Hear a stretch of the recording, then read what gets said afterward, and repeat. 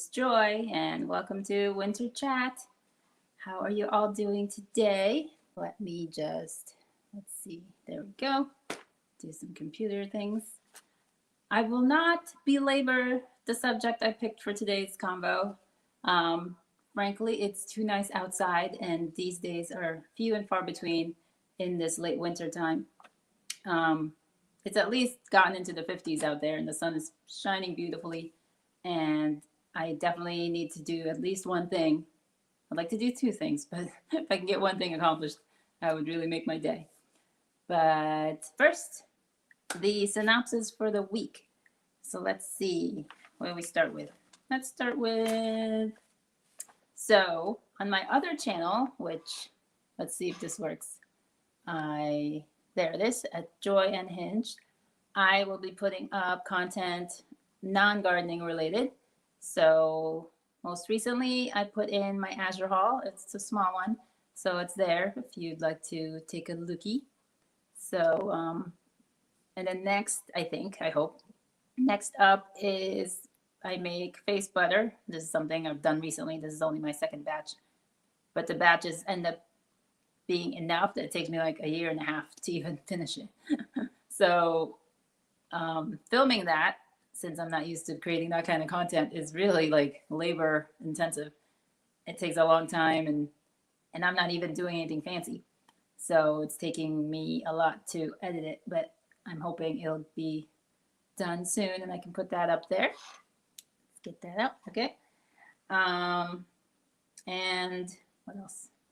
Azure haul, face butter, and winter sewing. I finally did a few containers yesterday because it was also a nice day. Not as nice as today, but plenty good enough to do that. So I got some stuff out there. Let me just extrapolate. That's not the word. Broaden what I was just, the points I just hit on.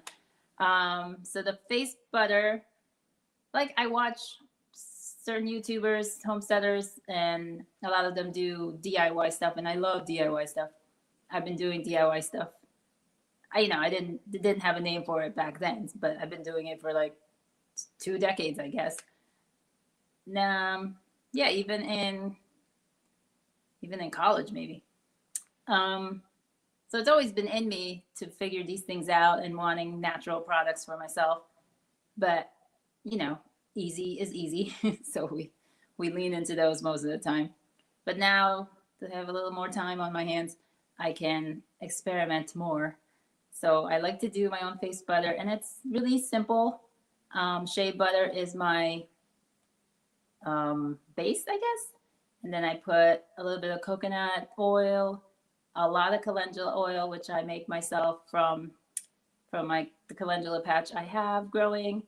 And I typically use either grapeseed or avocado as my base for the calendula when I steep it. And then I add in vitamin E drops, which I actually just take the capsules, the vitamin capsules, and I just squeeze like a capsule of that into my concoction. I don't know how much you actually need, but I think like there's one channel, I mentioned it in the video, which will eventually come out. OCE Naturals. She's super awesome because she shares her recipes and stuff, and she sells this product. So she gives you ratios. Well, at least she used to.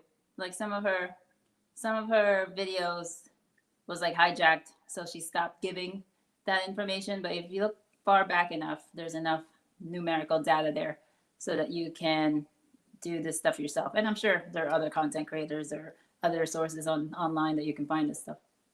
But I really like her take on things. And so what else? Oh, arrowroot powder to keep it from feeling too greasy on your skin. And then you basically just have to play with it and see what, oh, hey, G Mama. Sorry. I didn't push the right button there. How are ya? Way to grow. You're starting to record your crafts. Awesome. Good job. Hi, Mark. How are you? All right. Arrowroot powder is another ingredient, and glycerin. The vegetable glycerin is another ingredient I put into my face butter. And then the main takeaway, which I had forgotten since I had done it so long ago, was how you whip this concoction. I had one of those, what do you call them? Like a handheld mixer, but it's got like a dome and then the blade is inside and you basically emulsify, I guess, for emulsification. So it does that.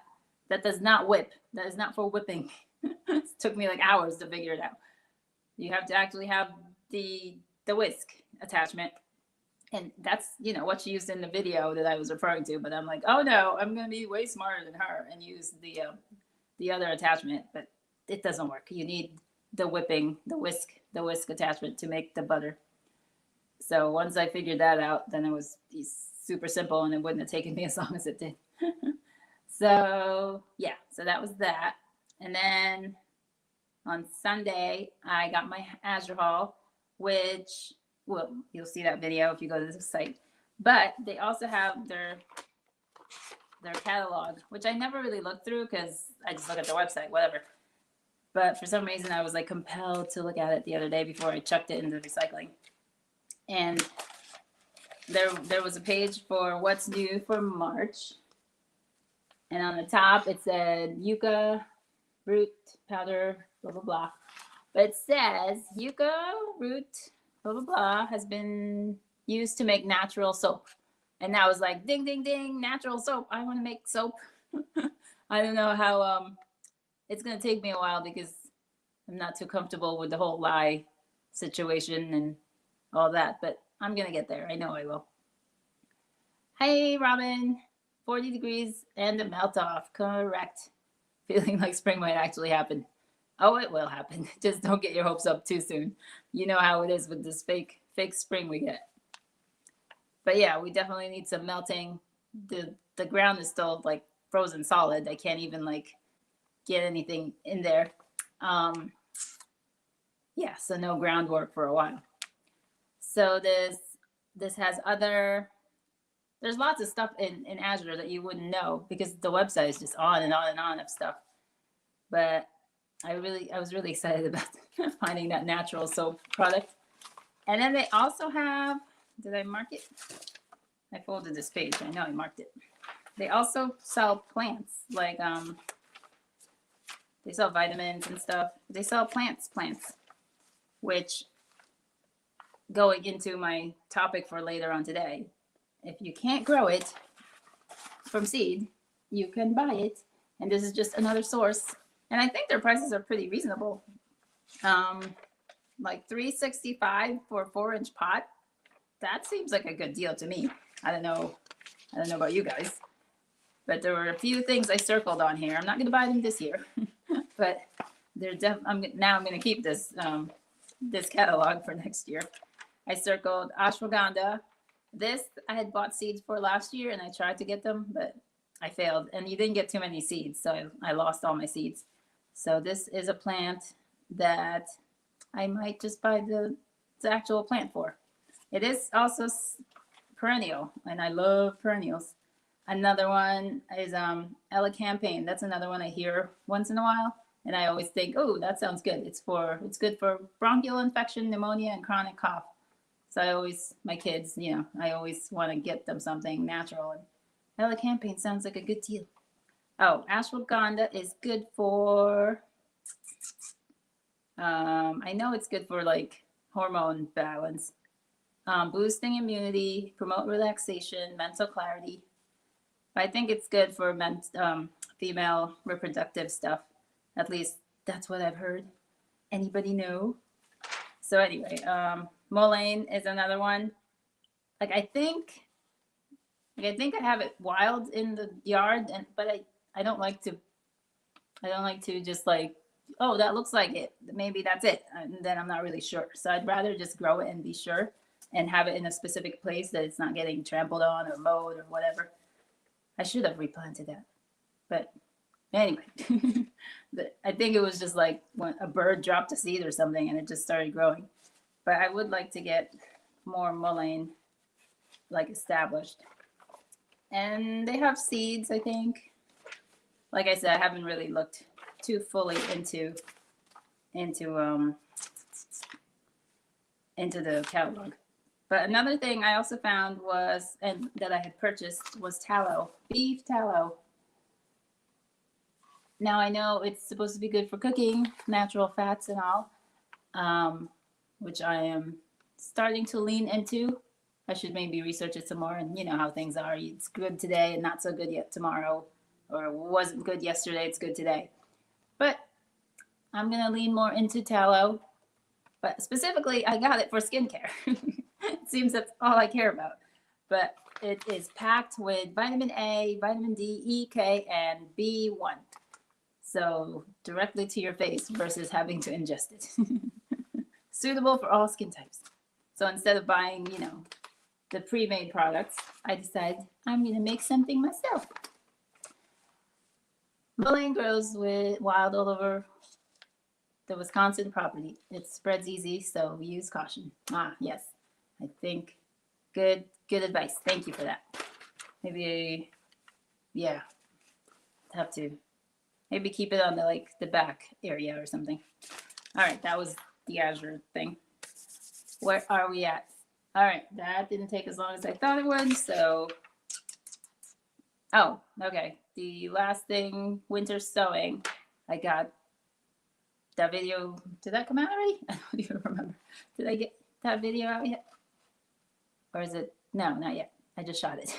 I just shot it at the afternoon. Okay, winter sewing video coming out in a few days. Yeah, yesterday was nice enough for me to sit out and mix some soil. So I had bought 2 bags because nothing is thawed. So what else am I going to do? I really need to, you know, come fall, stock up on some things to so that I'm not scrounging around in late winter and being like, there's only 2 bags you can choose from, because that's how it is around here. They don't really stock too much stuff, not like California or Florida. So I had to buy, well, 1 bag I bought in the fall, but it was for my overwintering my peppers. And then the other bag I had to buy recently. So the bag, I had 1 bag in the garage that was super dry, and then 1 bag outside, so that was super wet. So luckily I put those together, and you know, they made a nice mixture. And I also threw in some chicken manure. Like I had gotten a bag ages ago for free, and so I'm just going through it. So there's some nutrient in the soil mix. So none of this I mentioned in the video, so you're getting this exclusively here. So that was the soil mix that I have in the video. I was able to get 13 gallons, or yeah, gallons. Some I had already pre-sliced the bottom, so that kind of sped up my processing. Why didn't I do more? I don't know. I think I was just like, let's see how many of these already pre-processed jugs I have, and then just grab a couple more. And it turned out being the perfect number to the amount of seeds I really wanted to get out now. And I think all of it is flowers. All of it is perennial, zone 3, you know, so all the way down to zone 3. Or at the very least, they easily self-sow, like self-seed. What do I got? I got delphinium, bells of Ireland I'm really excited about. Oh my God, I'm blanking. Sweet peas. I'd really like to sell sweet peas at one point. I don't know. We'll see. I'd like to get, you know, flowers. But flowers take so long to grow. Like they stay so small for so long. It's hard to say, nah, I don't know, maybe. I'm thinking about like selling flowers. But we'll see how this season goes, and then I'll see. What else? Oh, so right now the jugs are like protected under the porch, but I need to move them out into the elements. So for that to happen, I need to fence off an area, which with the dog is necessary. So that's what I have to do today. Yeah, I already have the spot. There's already partial fence there that I just need to unroll, so it shouldn't be I say shouldn't be a big issue. Um, and yeah, that's the main project I hope to get done today, because the jugs aren't going to be very good if they're just sitting under a porch. And it might rain. It might be raining tomorrow, so it'd be a good time to get them out today. And speaking of rain, now that we're going to be getting the April showers or whatever, it's just like mud central. So we go from frozen ice skating rink to muddy mess season. And the chickens really, like, I feel so bad. Not that bad, but I feel kind of bad for the chickens because half their season is mud, I feel like. So I have a bale of hay. It's probably frozen still, but I can probably beat the tar out of it and get it spread out. So that's the other project I like to do today before tomorrow and the raininess. But if it doesn't happen, it doesn't happen. That's not my priority. All right, I think that catches us up on all the stuff other than what I wanted to actually talk about today. So I won't belabor the subject matter of today, mainly because I didn't put that much thought into it. Oh, one more story. So Wednesday is pretty much the only day I have that doesn't have any kid related or extracurricular activity tied to it. So it's like my freest day. So unfortunately, I also do. I also had to go food shopping today specifically. But I figured I gave myself enough time in the morning so that I'd be back here in time to just like have a settled discussion and think things through. But that didn't happen. And I don't think that really happens all that much. Anyway, so I went out and I had to get one of my kids' birthdays coming up, so I had to get party stuff. So I went to Party City, and lo and behold, the store is closing. And I rarely ever get the chance to get in on these sales, like from the ground floor. Like I usually catch them when they're already empty and bare. So this still had majority of stuff, and it's like 50, 60, 80% off stuff. So I was like, oh my God, I must buy some things. Now I was really conservative. I did not buy a whole bunch of stuff. But it still took me an hour to, go aisle to aisle, checking out every little thing and being like, do I really need this? Do I really want this? No, put it away. So that was a whole hour I did not plan for to take up my morning. So needless to say, I had to speed up everything else I had to do so I could get back home in time to wolf down some food before sitting down.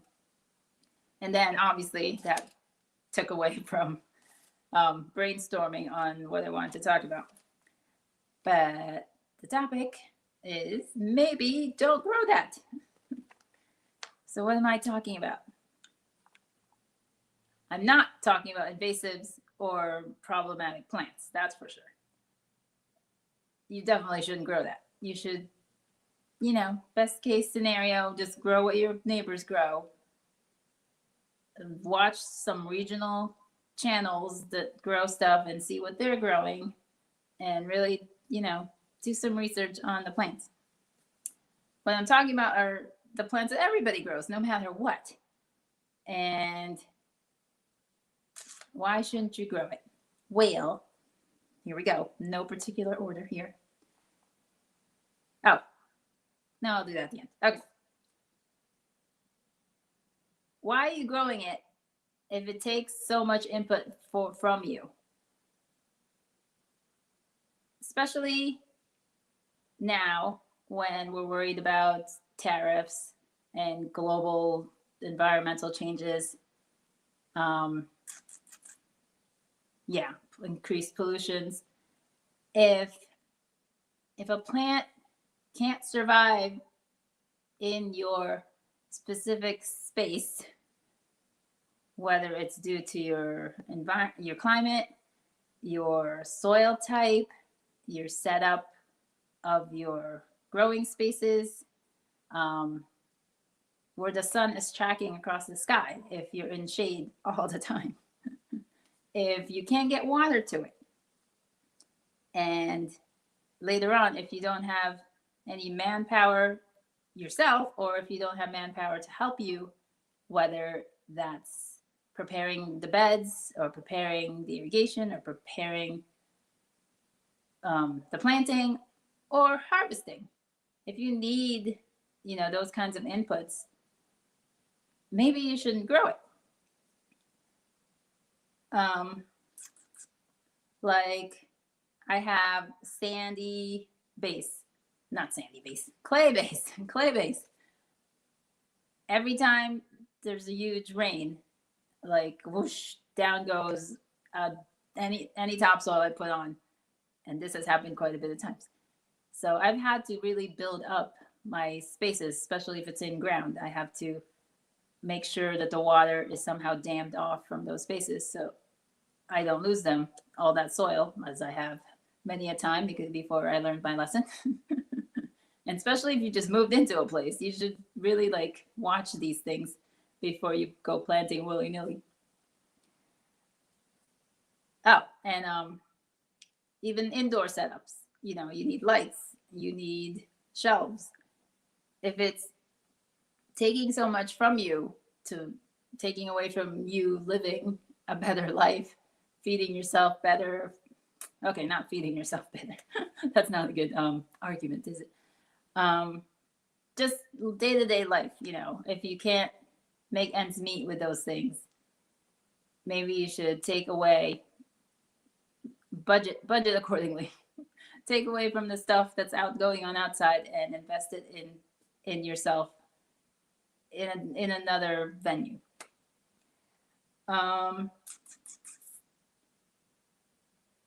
Let's see, like examples of vegetables that are problematic and people really like struggle with. One of them is carrots. Carrots are very finicky with how they like to grow. So for the most part, you have to make the soil into the condition that carrots like if you want good looking sizable carrots. If you're okay with eating, little pinky sized carrots for all your troubles, then by all means go for it. Melons.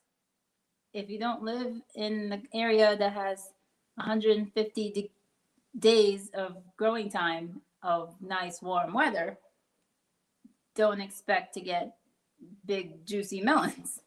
You might get, your hybridized little melons, but then again, there's that, knowing plants and what you should grow for yourself. Citrus can't handle that much of a cold. You have to bring that in if you wanted to continue living. So now you have to have a space to contain that and keep it alive for the winter. So, there's a lot of inputs going into trying to keep plants alive. And at the end, the return may not pay off or even out. What else? And then some of these plants you won't even realize that you shouldn't grow because like if it's your first time, if you don't know your soil conditions, if you don't know your climate, then you're probably going to set yourself up for failure and you'll blame yourself for no reason because you didn't know. So you're going to have to learn. But a lot of people, and I am seeing this like all over my marketplace page, a lot of people are giving up all these equipment that they bought in the prior years and listing them for sale. And man, would I like to sweep all those up. Like all these grow tents, all these lights. Oh, so many. Unfortunately, they're all like a little bit far for me to be traveling, which is a good thing. Which is a good thing. But yeah, so people got into it, they failed, and then now they've given it up. So now, they've given up 50% or more of that money. They're never going to recoup it. And instead of keeping on trying, they've just bye money out the window. Now, granted, these people can afford it, but whatever. So there is also what else? Like the weather element, your snow, your rain. If you're in a desert environment, you won't know like how much water you might need to give these plants. Like there's all kinds of, you know, what is it? An inch a week? No, now I don't remember. They always say it. And you need some inches a week. Is it 3 inches? Anyway. All right, let me get back. I'm all off track here. So once your plant is growing, if you get it that far, something you'll have to learn, and maybe not the first year, because sometimes the first year is like gangbusters and you're like in love with it. But by the second year, these things are going to come, and these are your pests and diseases. They will find you and they will get you. And so by year 2 or 3, and these things are here, now you're like freaking out. You're losing plants left and right. And now, that might lead you to give up. Now, or now you're spending even more into trying to mitigate these situations. And some of those could be even more harmful to the plant and the soil than just leaving it alone. Like people bring in ladybugs and other bugs to eat the bad bugs. But then those bugs, they're not going to stay there. They're going to leave. So there goes your money. Or God forbid, they're invasive and they shouldn't be in your area at all. So now you've created a huge problem for yourself and the environment and the community at large. Now diseases are always going to be there. You won't know until you grow. But there are best methods of dealing with them. But that you'll just have to get through at some point. I wrote some other things, but now I can't figure out what how I'm supposed to connect it. Landscape, the lay of your land. If you're on a hill like me, then chances are you need to like do some kind of terracing situation. Maybe it's a small terracing, or maybe it's big spaces and large above ground beds. Or if you're lucky and you have the manpower to do like swales and stuff, that's cool. So yeah, that takes a lot of manpower, maybe machinery, expending gas. And what else? Like if you're doing terracing, you need, whether it's wood or you're doing out of stone. Hopefully, if you have stone in your property, great. If not, you need to buy that stuff. Even if you had it on your property, you're going to have to lug who knows how many hundreds of rocks to make this structure. And it's not going to be just one structure. Once you do one, you do 10. And then, what else? Yeah, I think that's it for the landscaping part. And then we've got, going back to pests, like birds. Birds are pesty sometimes. So you got to get netting for over your plants. Also fencing for around your plants. If you have dogs, fencing. Now, if you have mobility issues, then you got to have raised beds, let's say. Or, I don't know, what else? Or you got to have wider paths to get around. So now you're limiting your growing spaces. And you're going to need people to help you harvest and grow and all that. So that's another suck on your investments for your investments. So what should you do if you can't grow these plants? Once you've accepted that you shouldn't grow these plants. Look to your neighbors. Maybe they've done the investing already. Maybe they grow that really well. Like we always say, lean on your community. But I think we're kind of hardwired to do everything ourselves. So change your mindset and really look around. Go to the farmers markets, go to the farms, and see what they're growing and talk to the people. And they know somebody who knows somebody. And you might be able to find the person who grows the best carrots, natural, organic, all the good stuff, right? Not too far from you. And then maybe you grow the best, I don't know, cabbage. And then maybe you barter. Maybe they give you some carrots, maybe you give them some cabbage. The barter system needs to come back. We should really make that come alive again. And we really need to start leading into our small farms. They're going to be hurting in the next few years, I would say, unless something happens that I don't know about, because I don't know all the things. But yeah, it's very important to lean into the people who know how to do it and are doing it well already.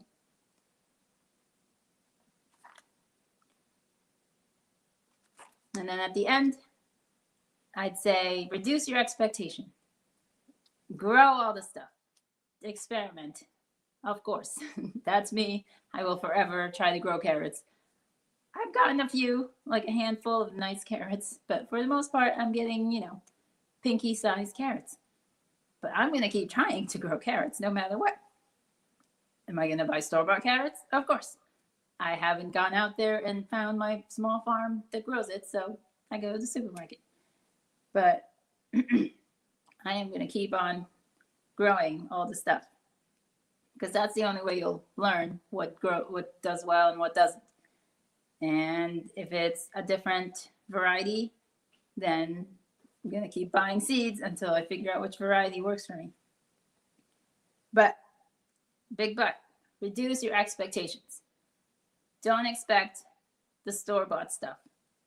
Those are grown in very controlled environments.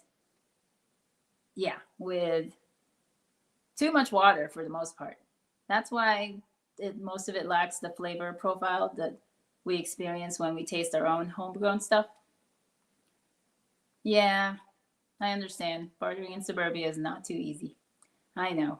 But it's more of because we don't need it yet. And people don't think we need it. But hopefully we don't need it ever. Hi, Ro. How are you? Thanks for stopping in. Hey, Happy Mac. Nice to have you. What was it? So reduce expectations. Don't expect the plump fruit. Don't expect the long, large of anything. If you, don't get me wrong, a lot of gardeners have figured it out. But it usually takes the great soil and a lot of amendments. Don't kid yourself that there isn't amendments going on there. Unless you have volcanic soil, you're not going to get those really great produce. And I think the sweetness of something has a lot to do with animal products, byproducts. I really believe that. I haven't read the science, but I really think that's where it comes from. Because too much rain makes for bland fruit. But too much sun, not too much sun. A lot of sun is good too, because then it condenses the flavor too. So there is that. But I do think animal manure has a lot to do with how good a fruit is, how sweet it is. Or even vegetables, because you can get sweet vegetables. Most people don't realize it because they're buying it from the store. But when you grow your own fruit, vegetable, you can see how sweet it is. Like asparagus. Asparagus is so sweet. Or peas. Peas are super sweet. When you grow it yourself. Not so much when you buy it from the store. So think about that. Yeah, I think that's about all of it. I think I covered it all. Processed food. I wrote processed food for a reason. I can't remember why. Okay. If you can't grow it and you can't eat it fresh, then leaning into the processed food, meaning already dehydrated, already powdered, already pre-mixed in some way. Not that it's being not that preservatives are being added to it, but that it's already been harvested and already cooked down for you. So that's another way of getting that food without having to grow it all the way. um, that's, I mean, that is an investment because we're still paying a premium for those items. But if you have neighbors, here again, leaning on your neighbors, who have the dehydrator, who have the fancy Harvest Right freeze dryers, ask to put some of your produce into it. You know, give them, well, obviously give them some produce. I mean, you could pay them, I guess, for the kilowatt hours that you're using up to use it, or buy them some oil to maintain the system. Like, I would never buy a freeze dryer. I like the idea of it, but the cost, no way. That's just not the lifestyle we lead, that we would be eating that much. We would be eating that much of that product. But it is such a cool idea.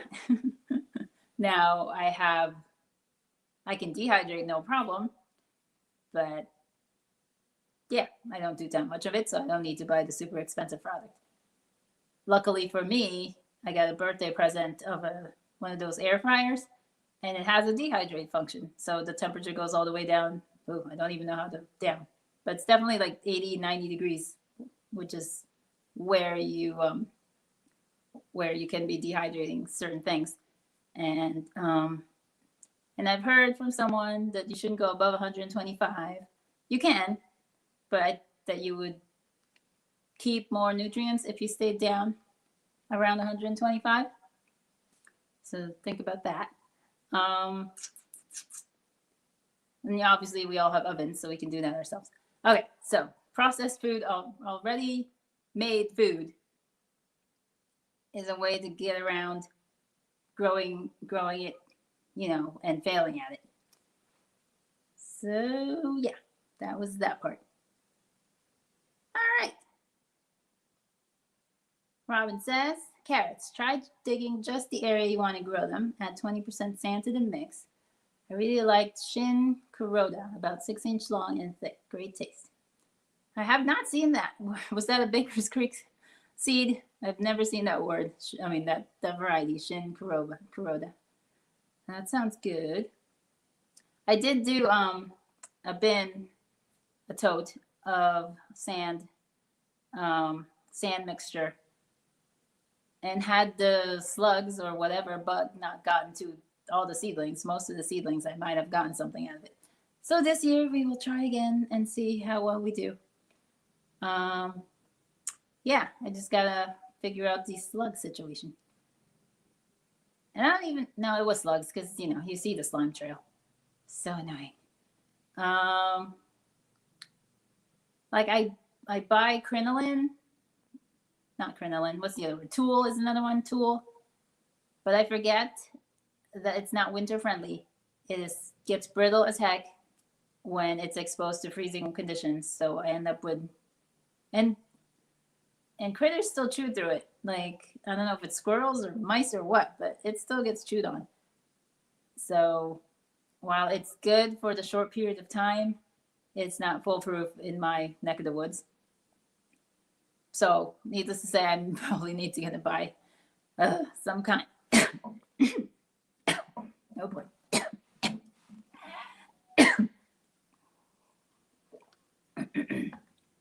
Somebody doesn't want. Holy moly. Somebody doesn't want me to go shopping. Did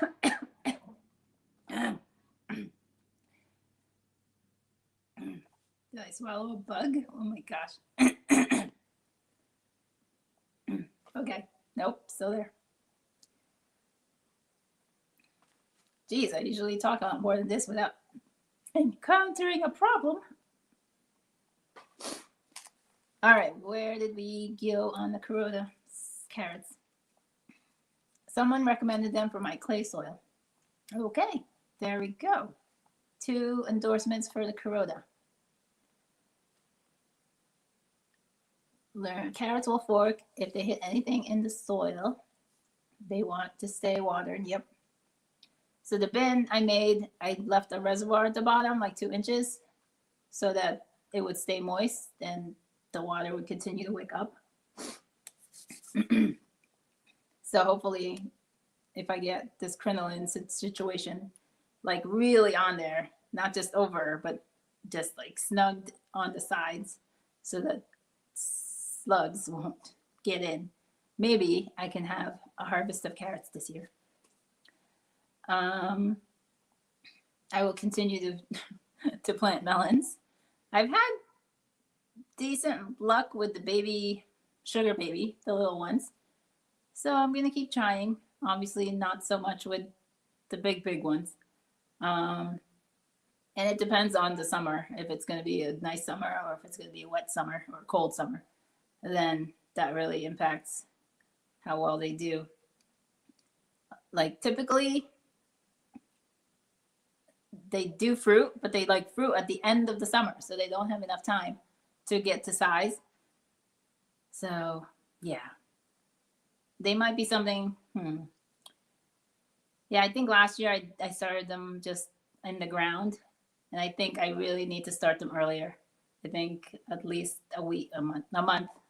I need to start them a month before I plant them out, because in the past that's what I've done, and I've been able to be successful with them. But I thought I could just direct sow and get something, and I did, but the bugs got them before I did. So this time around, I'm gonna have to remember to plant them earlier, indoors, and then get them out once they're established. So yay, that's another plan, another project put to the list. All right, I think we are good. I am good. I have said what I had to say, although it wasn't polished like my normal chats. If anybody wants to, what is it, go more in depth on anything, hit me up. Of course, I didn't put it in. I'm supposed to put my email address on the banner, but I never remember to. Maybe next time. Hit me up. It's in the description, or if you hit more down there, and you can find my email address, and we can chat about whatever you want, either on my channel or your channel. I've already done one with Ro. Hopefully, we'll do some more. And Robin, I've had on, and we'll have her on again. Anybody else want to come up? You are more than welcome. Oh yeah, isn't there a? Oh yeah, I just remembered. You can invite and put the link in the comments, and then people can click on it, right? How many people can you have when it's a free account? But at least you can have 2. I'm sure of that. So next time, yeah, I think next time is a good one for inviting people up. So I'll remind myself that. So I can talk to somebody else but myself. So I guess I'll give you a sneak peek of what I believe next week's going to be. I'm titling it "Leave It to Nature." So this is the argument of, what is it? Just throw it in the ground and let nature do the job, instead of babying the plants. So that's next week's topic, if you want to argue with me about it. I like arguing for fun, you know. So let's see. Rose says, I'd like to know more about that bucket you made for the carrots. All right, I will dig that up. I have, what is it? Yeah, I made a video about it. I'll try to find it and put it up. What else? What was it? Oh, growing out the box. He's a big influence on why I made the bucket on the tote. Because during that time, early summer, he was talking about how he uses sand and everything. And he's been doing really well on his channel.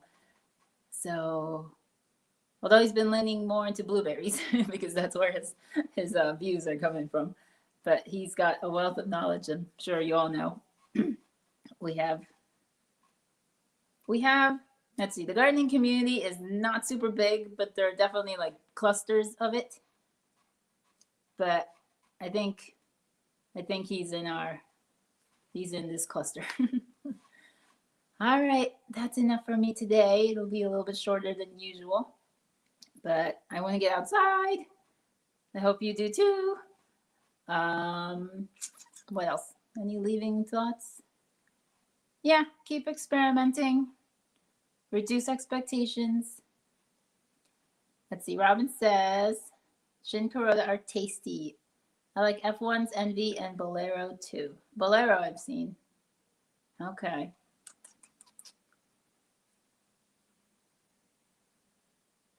Happy Mac is sitting in the sun in the snow. Exactly. It's all right. Enjoy yourself. Don't worry about texting. Well, I'm going to get to work, get some sweat on, and I will talk to you all again soon. Watch for my videos. Check out my other channel for other nonsense. And what else? Yeah, I think that's it. All right. Catch you all later. Bye, Robin. Bye, G Mama. Bye, Ro. Bye, Happy Mac. Bye, Mark. Talk to you all soon.